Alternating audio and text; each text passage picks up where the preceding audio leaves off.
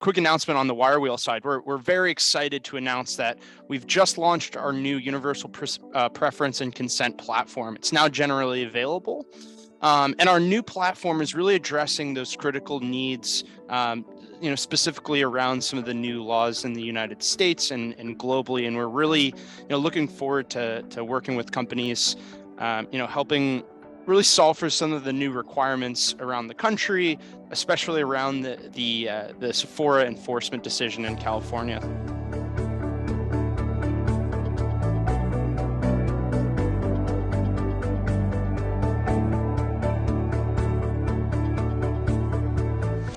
I want to welcome everybody to our Winter Spokes 2022. Miguel, thank you very much for the introduction today.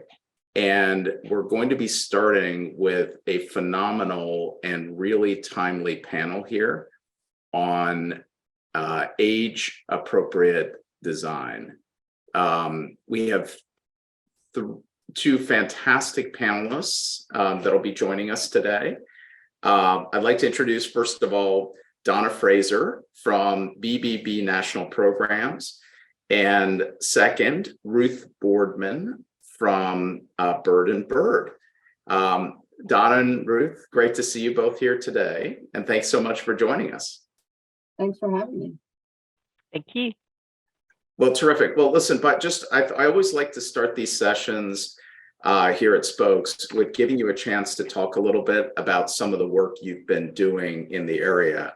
And both of you have been leading on the issue of children's privacy or kids' privacy or minors' privacy for years. So Donna, do you mind giving a few minutes by way of background and some of the great work that BBB National Programs does in the area of children's privacy? Sure, absolutely.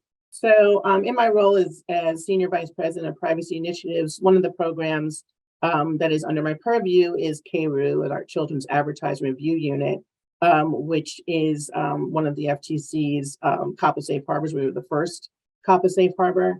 But historically, I've been in this space for over 15 years. Previous to joining BBB National Programs 5 years ago, I led the second FTC-approved COPPA Safe Harbor at ESRB, the Entertainment Software Rating Board. So I've been steeped in the children's space for some time. This year at BBB National Programs, we kicked off an initiative under our TAP program, our Teenage Privacy Program, engaging stakeholders in conversations about what this teen space looks like, because we really did anticipate that there may be an increase in the age of COPPA, or that states like California would decide to raise the age of what is defined as a children, which we've seen under the California Age Appropriate Design Code. So we've been working closely with a lot of stakeholders in the space with regards to compliance, and really what the challenges are in dealing with children under 13, children between 13 and 18, and really trying to work on implementation solutions and disclosures, and really what this all looks like, and the challenges that companies are facing who, for so many years, were not dealing with the under 13 space, were just blocking children, but now under California, that's not an option. And we'll talk about that, I'm sure, today. Yeah, that's a lot to cover, Donna, and thank you for the introductions. Ruth, you've been working in the area of age-appropriate design for years, and so do you mind giving a little bit of your background and then the background of your practice in this area? Sure. So I co-head Bird & Bird's international privacy practice, and at the moment, I'm also a board member of the International Association of Privacy Professionals. As part of the work we've been doing at Bird & Bird, we've advised on children's privacy issues since well before GDPR.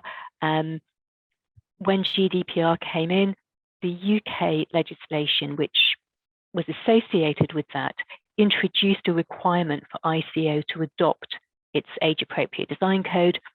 We were involved working with companies who commented on that draft code. Since then, we've been working with a range of clients on how they comply with the code. We've also been monitoring what's been happening in EU countries as well, ranging from the Irish DPC's Children's Fundamentals through to guidance in France, the Netherlands, Sweden, etc., on children's personal data. So it's a core plank of our platform. And we were recently joined earlier this year when we opened our office in Dublin by a great partner in Dublin, Anna Morgan, who actually was involved in authoring the guidance on children's data issued by the Irish DPC. So it's an important part of our practice. All right, Ruth, that's really helpful. I appreciate the background from both of you. Let's jump in. Both in Europe and in the United States, there's been a lot of focus on the issue of age-appropriate design, age-appropriate privacy, a whole slew of issues that companies are having to jump into, especially with things like in the US, the new state laws around these. So let's start with a question perhaps to you, Ruth. And this will give you a chance to talk about historical, what's been going on, and also what's been coming. So do you mind giving us a little bit of a sense from, for example, the European side, what's the difference in some of the rules, regulations, directives, and guidance that are coming out now, as opposed to what's been happening historically, Ruth? Okay, so one of the challenges that we found when we first started working with clients on the UK Age Appropriate Design Code is that I think there's a sense that the reach of copper has been so wide that it sort of permeates organizations' thinking. So people come to this with preconceived expectations, and they think that the codes or the legislation in this area is targeting or is focusing on companies who intend to direct their services to children and who are offering services to younger children. And actually, that's not the way that the UK's Age Appropriate Design Code works. It's not the way the Irish legislation works. And guidance, which is being looked at in other member states, is also far broader. So the codes now are far broader in scope and apply if your service is likely to be accessed by children, not just if you've got actual knowledge, not just if you're targeting children. And child has the meaning in the UN Convention on the Rights of a Child, so it's under 18s. So as soon as you pull that age up and you look at general services that are likely to be accessed by children, the scope becomes much, much broader. And I found that when we first started working with clients, there was a real element of people self-editing and actually not even thinking to look at the requirements because they'd assumed it didn't apply because the influence of copper was so all pervasive. I thought your survey you did at the beginning was quite interesting because actually the majority of people saying that they weren't specifically targeting children, but they're nonetheless on this call. This probably suggests we've got a smart audience who has realized that actually, and that the scope is broader and who are not self-selecting in that way. That's a perfect way to intro. I agree with you. By the way, it's great to see so many of our friends and folks who've been in the industry for so long, joining us this morning as we do for all of our spokes. Donna, do you mind giving a reaction from your side? What's new? What are you seeing in terms of the evolution here? Mm-hmm. So, I mean, Ruth touched on a lot of the issues that we're also seeing here in the US, particularly under the California Age Appropriate Design Code, which is modeled after the UK Age Appropriate Design Code. The California law applies, again, the same broad feature, which is likely to be accessed by children under the age of 18, right? So that's what a covered business is under California. So it does broaden that age under COPPA. And I think Ruth and I, briefly talked about this yesterday, that we get the sense that companies are really not paying close attention to this because they just think that this is about children.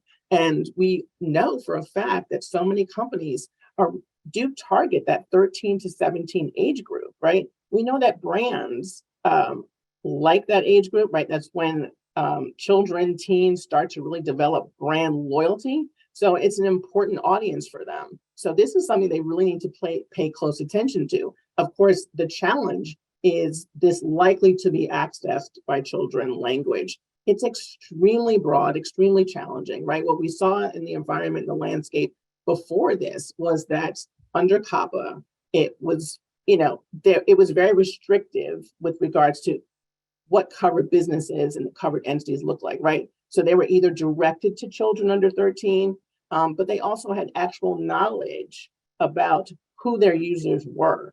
The laws now do not require that, right? So in addition to California, we're also seeing proposed legislation with regards to the Kids Online Safety Act, COSA. We're seeing CTAPA, which is the Children and Teens Online Privacy Protection Act, which would raise the age of COPPA. So we are definitely seeing a broadening of the scope of the age, but also a broadening of the scope of exactly what this all looks like and how companies need to comply with it. Well, yeah, that's an important one. And the age verification issues, I think, are huge and very challenging.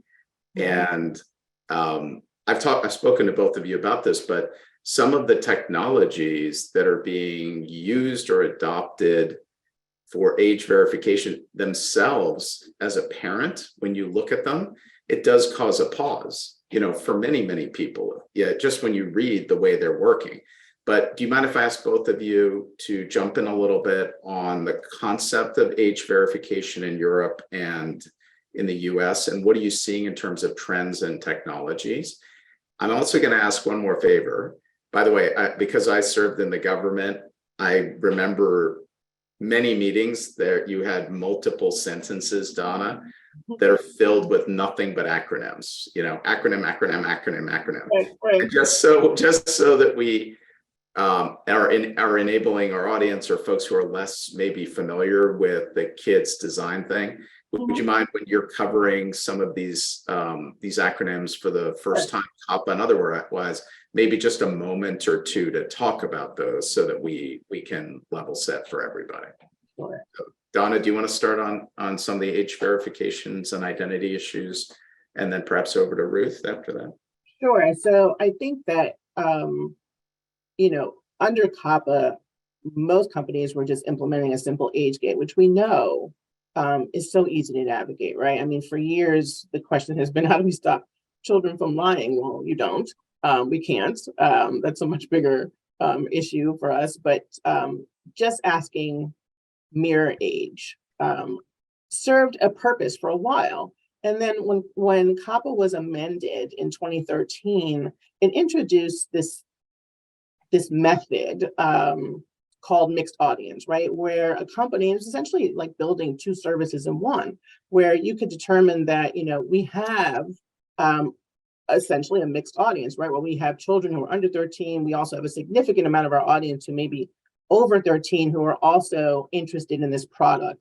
And you could create an environment where a user would log on and you can ask age up front and send them to whichever environment was appropriate for their age. What I always liked about that was that it didn't incentivize children to lie because they were given access.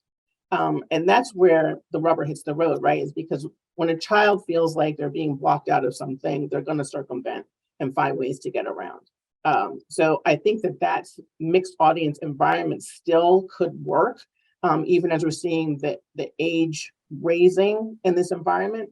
But what we're also seeing is, the use of taking photographs of yourself, all these different technologies that allow you to identify who a user is based on their activity or their age, right? So it could be what they're doing, their browsing history, all that sort of stuff, all these different technologies. But what I'm also discovering and talking to companies is that some will often say to me, well, we want to verify their identity. No, you don't. We want to verify age, right? Identity verification and age verification are two different things, but for some reason here, at least in the US, they become interchangeable. And the challenge for companies in merely just collecting age is not collecting more information than you need. So how do we limit that, right? And some of these technologies are asking for a lot of information that you don't want. And under California, you're being asked to only collect what you need in order to verify someone is of a certain age, and then you have to get rid of it. You can't keep, you keep it as long as you need to keep it. So there's I think some significant challenges for companies regarding how to verify the age of a user. Is it browsing history? Is it the fact that they're just logging on to this activity, that they're logging onto this site, that they're using this app? Hopefully, if it's, when it's under 13, it's much easier. This 13 to 17, I think, is just going to be very challenging. And we don't want to create profiles. So I think that's the other challenge that companies are going to have, is not creating profiles of users. That's perfect. And Ruth, what's your reaction to this? Yeah. This area? So first of all, agree with the comments that you and Donna have made. Over on this side of the pond, yes, we're also seeing a range of different methods that can be used, ranging from declaration, either by the individual or by somebody else at one end, through to hard identifiers, so uploading identity documents or payment cards at the other end, and in the middle, use of either facial images, looking at videos, looking at the language that people use. There are a range of different techniques. To suggest some resources for anyone who's looking at this, there are some nice resources on ICO's website. There was an opinion which ICO gave in 2021 on age assurance, which talks through different types of technology and when you might want to look at one or another, and some of the implications of using those technologies. And there was also a technical study that ICO funded recently, which looks at the reliability of different methods, and it looks at how you ought to actually evaluate the accuracy of the different methods that are being deployed. So they're both available on the ICO website, and it's worth having a look at those. I thought it might help just to talk about the role that age assurance plays in the UK code, because it's not that the code says, it's not that it sets out one particular approach, and it's not even that it says you have to check age. Rather, either you deploy the standards in the code to your full audience. So in other words, you assume that children will be using your site or your services, and you build those services so that they meet the standards of the code for everybody. If you do that, so everything is child friendly, so as an example, non-essential collection of data will be turned off, people have to turn it on. There might be some things that you don't collect at all. If you build the whole site so it meets those child friendly standards, there's no need potentially for age verification. If, on the other hand, you don't want to apply those same standards to all of your audience, if you only want to apply those standards to those of your users who are children, then you do need age assurance. And the level of assurance you need, whether it's assurance or whether it's verification, depends on the risks posed by your services or your use of data to those children. So if you are providing at one extreme an ability to sign up to a newsletter about some kind of character, for example, with no sharing of data, it might be that self-declaration is perfectly okay because the risks are really low. If, on the other hand, you have got adult content or content which is actually illegal for under 18s to access, then you would need to be at the other end of the spectrum on age verification and assurance. Well, and I'm going to build on this, if you don't mind. There's a lot to talk about, obviously, on age-appropriate design, but on the verification or sort of trying to get to a data subject or device user's age versus authentication and identity, Donna, both of you have covered this, and it's a very interesting subject. Mm-hmm. I'll give a follow-up couple of items to both of you. One, on the question of identity graphs or device graphs, you have, and this is a question that was actually shared by one of our participants, attendees today. you have the problem of a shared computer in many, many households. Mhm. And often we know for marketing purposes, based on the activity on a device or the things visited right before or right after, a marketing team might be able to actually re-identify somebody as, a certain age, whether they want to or not. So how do you deal with the concept of shared computers, shared devices, identity graphs that are being used perhaps for marketing purposes, and the concept of age verification? Ruth, maybe I jump with you on that subject first, and then we'll come back to. Sure. There's actually some commentary in the UK code on shared devices, so it's worth having a look at that. But generally, the code gives the problem back to the organizations. If you could have multiple people using a device, if some of those could be children, then the code says you need a way of dealing with that so that you don't have inappropriate settings, so that you don't suddenly start treating the child as though they were the adult. Right, and I think California mirrors that in many ways. I think the challenge that we've seen, even before recent times of updating these laws, is even under COPPA, just, implementing cookies and not allowing a user to back button if they lie about their age, and, having shared computers in a household, shared devices in a household, eliminating cookies, clearing your cache would cause all sorts of problems. One suggestion we've made many years ago, especially with portable sharing portable devices, a parent is on their tablet. They have logged on to their Facebook. They have logged on to their Gmail. So the device presumes that this person is minimally over 18. The parent hands the device over to their child so that they can watch something on, let's say it's YouTube, and they just hand it over. There's no way to know that when this child logs on to watch a video on YouTube, that it's not this same person who's been identified as over 18. Implementing a simple toggle that says, child viewing could actually shut down some of the back end identifiers, right? So now you know that you have a child viewing. And that may be a solution. We haven't seen it implemented yet, but it's something that we've been suggesting for some time, as to a way to identify that you're not asking the child anything about themselves. It's really using identifiers in the back end to help identify who the user is. Well, this when we're helping companies with even consent and preference, general opt-outs, Ruth and Donna, these questions parallel in some ways. So, you end up with the question of, in California, for example, you have to be able to take an opt-out from a user who is, providing only what we in the privacy world might call a probabilistic ID. That's what the California law and some of the regs provide, Ruth and Donna, or what marketers call anonymous. I know a lot of privacy folks just shudder when you say anonymous, but marketers use that term all the time. They visit your site, they haven't logged in, you can only see them via device or device ID or other probabilistic identifiers.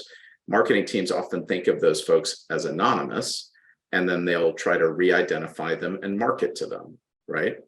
So in the California opt-out world and across the country, you have a lot of regulatory focus on the concept of synchronicity. So if a marketing team, for example, is able to take these anonymous users or probabilistic identifiers, and they're somehow re-identifying them with whatever technology base, and they're marketing to them, then you hear a lot of things from the regulators that basically say, you have to effectuate the opt-out the same way and to the same degree. It's a synchronous use. Gather the same data for purposes of an opt-out, the same probabilistic identifiers, and then re-identify somebody and effectuate an opt-out to the same degree.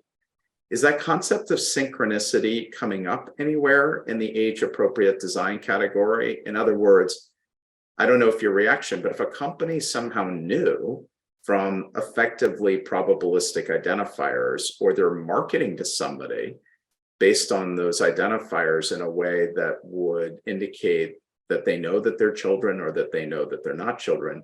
Do you think that would influence anything in the area of these age-appropriate designs? Do you all follow what I'm sort of getting at here?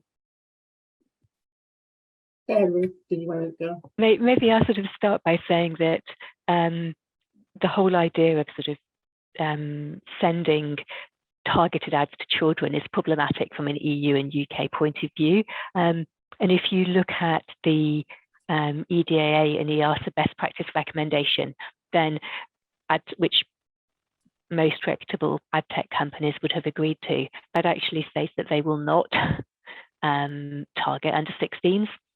So from an industry perspective, I think it would be difficult to do. And if you're joining the dots like that, then yes, certainly problematic. Donna, what do you think?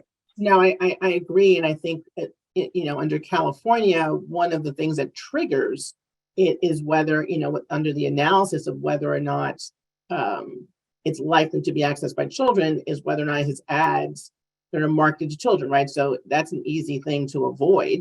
But if we're looking at ads marketed to children are defined as under 18, that 13 to 17 group is still very vulnerable for companies. So I just think it's going to remain hugely challenging because even if 16 becomes that cutoff, and it is in California under other laws and regs, you still have, I think, some conflict there. And I'm not sure that the age appropriate design code in California doesn't conflict in some ways with CCPA or CPRA.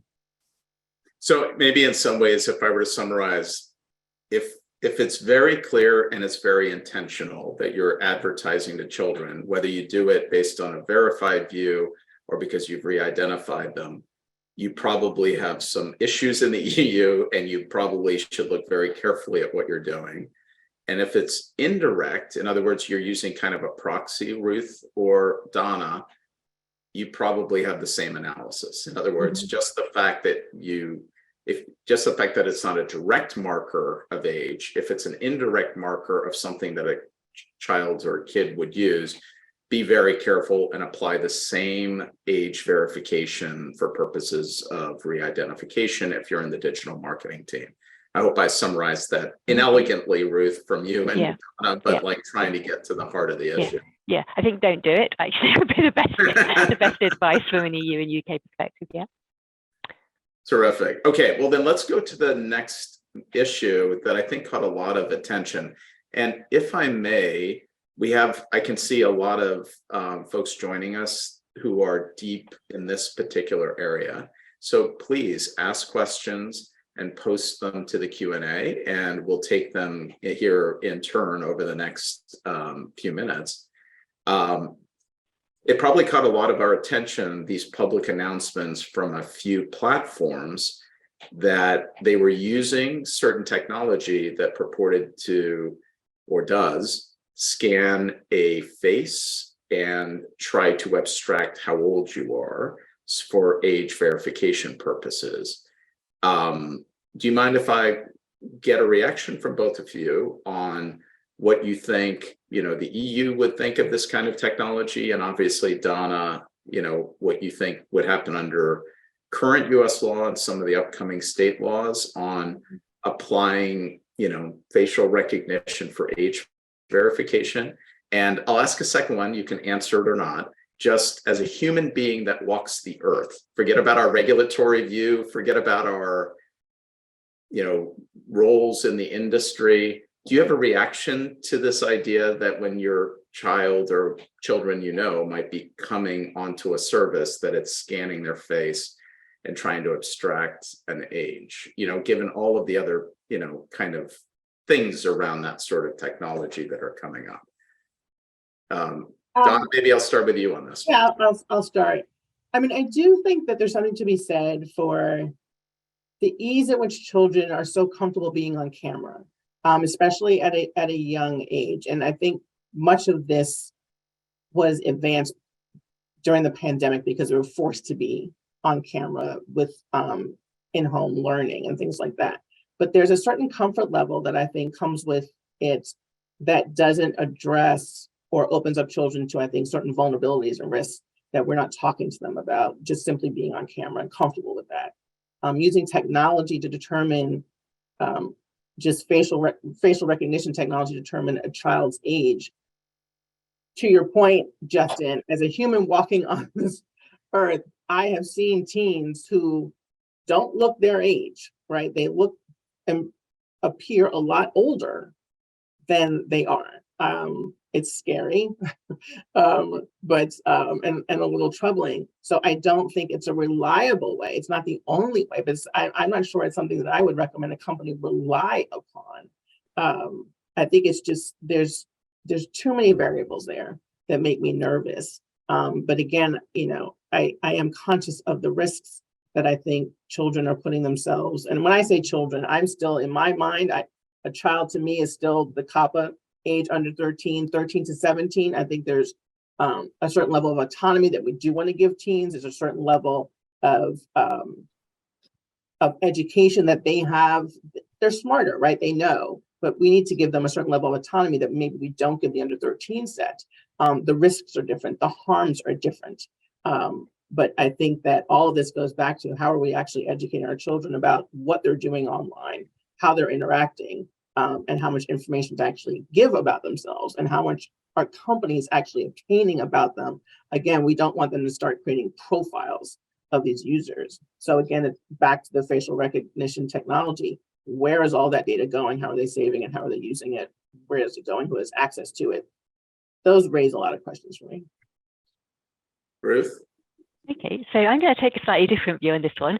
So I think there's a lot of scope for good use of this kind of technology, because age declaration by the user has problems that we've outlined. The alternative hard identifiers is equally problematic.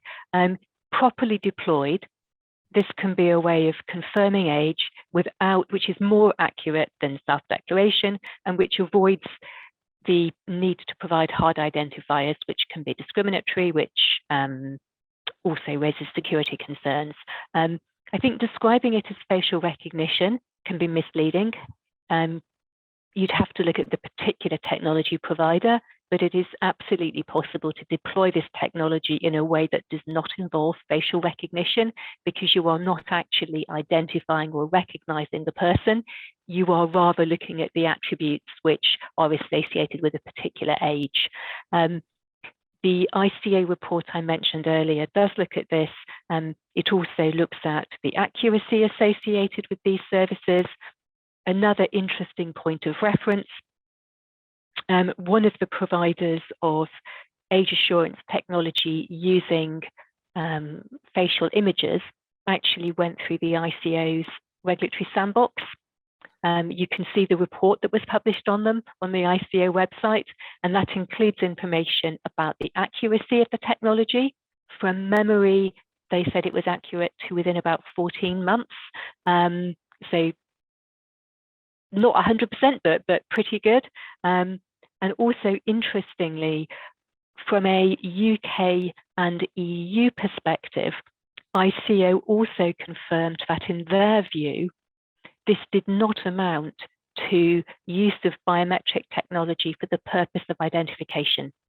So they recognized that what it was doing was looking at characteristics which are an indicator of age, rather than characteristics which will allow someone to uniquely identify you. And in fact, with some of these services, you can sort of illustrate that, because if you use the technology twice, sometimes it will come back with a different age for you. So, which is sort of indicative of the fact it's not actually identifying you, it's kind of working out from first principles how old it thinks you are. And I don't completely disagree with Ruth, and I agree that there are ways to use this technology. And my understanding is that in California, they are gathering companies to kind of talk about and assess what these technologies are, what the age verification tools are, and how best to use them. So I think they're going to go through a similar exercise that the ICO underwent in the UK. I think we're probably at risk of disagreeing and then violently agreeing, Donna, because I do agree with your point that there is an issue about desensitizing. How do you I mean, I've talked about how this can be deployed really well, but how do you as a user know which is the good and which is the bad? Right. So that there is an issue there. Yeah, I think there's some really interesting opportunity, and I think probably all of us would identify potential risks in it. And it probably has to be highly audited and highly reviewed for the propriety of the use of the data. Like, I don't know if you all, I'm sure you all have seen this, but in the US, there was a bipartisan introduction of a law to ban one of the largest social media platforms nationwide. And part of the justification you're seeing coming out for this, Ruth and Donna, is around the sharing of data from the United States across country lines, maybe for purposes that may not be appropriate. I don't have any background on this particular one. Mm-hmm. So I do think the sensitization and the desensitization of these technologies is an important policy consideration. And I think if it's going to be used by some platforms and it's then adopted by others, you're going to end up in the same boat of, is it being used in a very restricted way? Can the data being collected be used for any other purpose? How confident are we that these data points, even if they can't, Ruth, be used for immediate re-identification, might not be used in the future? It's an interesting concept. There is also, just as a parent personally, there's like a component of this that's a little uncomfortable, to be honest. I know there's a reason for it, but there's a component to it when I see it on certain social media platforms that it does cause me pause, at least for a moment. Right, and I think social media platforms versus signing on to just merely play a game or signing on for a newsletter, right? I mean, where the risk increases, I think, is where the analysis needs to change, right? That's where the shift needs to change. So how are technologies being used based upon what the end result is for that user, right? What are they trying to access? What are they trying to get to? What's the content on the other side of this? So, if the risks to the user are increased, then we need to really take a closer look at, well, exactly what technology makes sense here, how's it being used, and what are the consequences of using it. So a risk-based analysis is not inappropriate here, I think. Any final item on this, Ruth, from your side? I mean, you've covered a lot. I don't mean to put you on the spot repeatedly on this one issue. More than happy to move on to your next topic, Justin. Perfect. Okay, so I think we have about five minutes or so. So obviously, again, from the audience, if you have questions, please post them to us. But there is a lot of questions on the scope of what is a child-directed service versus something that's generally acceptable, generally available. Ruth, I know you sort of intimated or covered part of this, and so did you, Donna. Do you mind, Ruth, if I start with you on this one, on what is the scope of something that is child-directed versus generally available? And then Donna, do you mind if I come to you on the same subject? Sure. So the scope of the UK Age-Appropriate Design Code is not child-directed. It's services which are likely to be accessed by children. So if it's more likely than not that you will have children using the site, you have to comply with the code. There's quite a nice example of how that might play out, which is in relation to adult content, so pornography basically, where this can only be or should only be accessed by over 18s. Actually, it is highly likely that some kids will access that, will try and access that. So as a result, the ICO in the UK now accepts that this means that the standards in the code relating to age assurance should be followed by sites providing adult content. To be clear, they are not saying that these sites should design themselves so as to appeal to children. They're not saying that they ought to be providing child-readable privacy notices. No. However, because the content is unsuitable, the standards relating to age assurance need to be followed.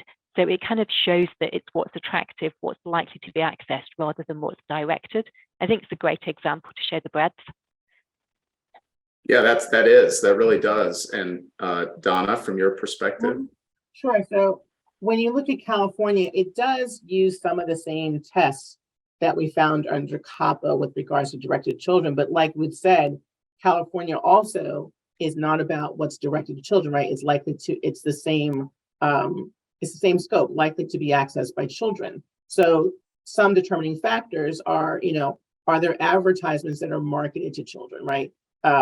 Is there a significant number of children on that are trying to access, right? And of course, this is going to have to be based on evidence, based on audience composition and things like that. Is the substance similar to an online service or product that might be accessed by a significant number of children, right? Are there design elements that would be of interest to children? Cartoons, music, celebrities that appeal to children. All of these are different factors. And I think part of it is also looking at the internal research that the company is doing, right? One of the tests that we always had under COPPA was, what are your marketing? What does your marketing look like, right? If your marketing is to children, then clearly that's your intended audience, right? And that's a factor to still be considered. But again, this broad language of likely to be accessed includes everything from, the traditional things that maybe children access to, the New York Times, the Wall Street Journal, ESPN, all these things that adults access could fall into likely to be accessed by children. That's perfect. Once again, so why don't we give you a chance to cover anything else that you'd like to cover by way of wrap up? And Ruth and Donna, this has been a fantastic, very focused session. I'll ask two, but pick these or pick anything else you'd like to cover. If our attendees and viewers needed to know the 1, 2, 3 top things they should know about what might be coming next year, either under new laws or what you think is going to be the topic of enforcement, what were those 1, 2, or 3 takeaways, Donna, what you would have from the US side, perhaps, and then Ruth, perhaps from the EU side? And then if there's anything else you'd like our viewers to see today, or hear in terms of items you think they should be paying attention to. You want to start, Ruth? Okay, sure. So the code is there, it's enforced in the UK, so it's not that we're seeing new things coming out of that. I think the useful thing to be aware of is, firstly, the services which are particularly top of mind for ICO, and secondly, developments in online content liability laws. So on the first one, which services are top of mind? So far, there's been a real focus on music streaming, video sharing, and gaming. That is continuing, but also we are seeing, I suppose, increased focus on gaming, also betting, and as I say, adult content, and also social media generally. So if you're in that space, expect a lot of focus. And in terms of developments where things are going, I think this is part of a wider trend to look at how we protect children online more generally. So you can see complementary legislation coming up both in the EU and the UK. In the EU with the Digital Services Act and the requirement to have a sort of an approach to safety there. And then in the UK with the Online Safety Bill. So this is definitely part of a trend, I would say. And I think that trend definitely extends to this side of the pond. We know that at least here in the US, children's issues on the Hill are where you're going to get agreement on both sides, right? No one wants to oppose anything that's protecting children. And we are seeing that with the proposals of the Kids Online Safety Act, KOSA, with CTAPA, the Children and Teen Online Privacy Protection Act, both of which have a good chance of getting passed next year. So I think that companies who have traditionally been able to just guard themselves from collecting and engaging with children at 13 really need to think about that 13 to 17 and how they're going to address these issues. As I mentioned earlier, advertising to that group is keen for so many companies. It's so important for so many companies to be able to have access. So how are they going to do it in compliance with these laws? And I think the challenges are enormous. I don't think, and Justin, you may even know the answer to this, I've not heard that California is actually going to come out with regs on the age appropriate design code. So there may not be any guidance, right? The guidance we get may be through an enforcement action. And I would not recommend that companies wait for an enforcement action to decide how to deal with this. It's just going to take a real shift.